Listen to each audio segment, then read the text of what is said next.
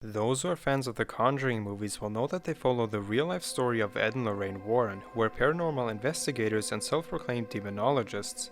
The upcoming Conjuring 3 will once again feature the duo investigating another real-life case. This story unfolded in the small town of Brookfield, Connecticut, where a usually calm and friendly boyfriend all of a sudden commits a violent murder. The story takes an unexpected turn when the Warrens enter the picture and reveal that they have met the man before, and they believe the devil made him do it.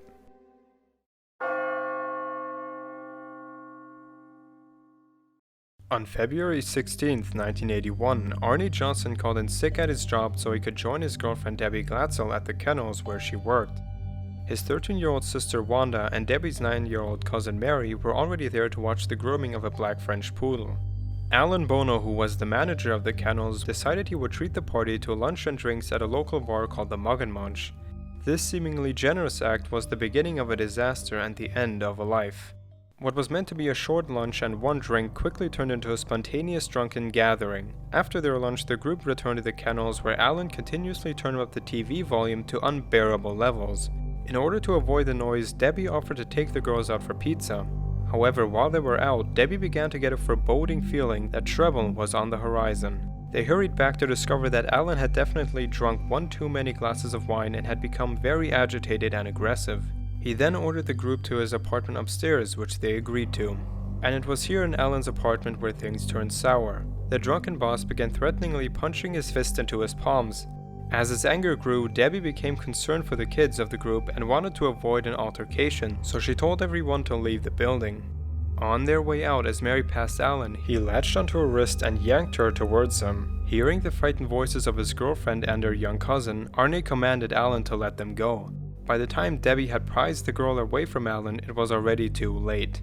Arnie and Alan broke into violence. Debbie tried to get between the two intoxicated men, while Wanda tried to pull her brother back. Then Arnie began growling like an animal, and in a flash took out his 5-inch pocket knife and plunged it into Alan's chest.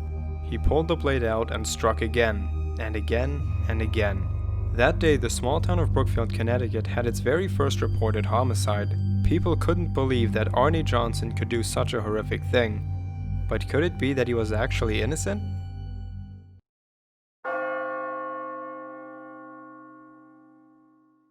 This seemingly open and shut case became extraordinary the day after the murder, when Lorraine Warren informed the Brookfield police that Arnie was possessed when he committed the crime.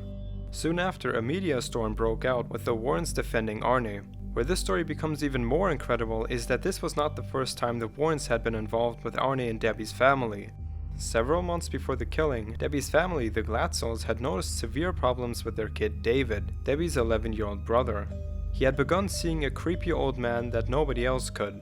This entity would push, threaten, and scream Latin words at him. When the boy started to receive unexplainable cuts, scratches, and bruises, the Glatzel family called for a Catholic priest to bless the house.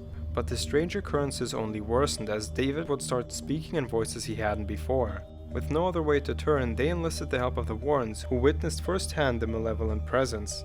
David began to growl, hiss, and even recite passages from the Bible as well as Paradise Lost. As the Warrens tried to exorcise the demon, David was seen to levitate, stop breathing, and convulse violently while sleeping.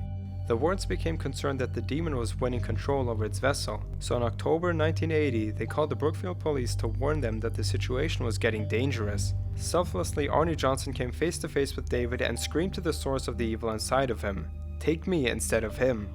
As the story goes, the demon took him up on that offer. Months later, Arnie Johnson stabbed Alan Bono. His lawyer used the possession of David as a defense, with testimonies from the Warrens claiming that they have contacted the police months before the murder had even happened.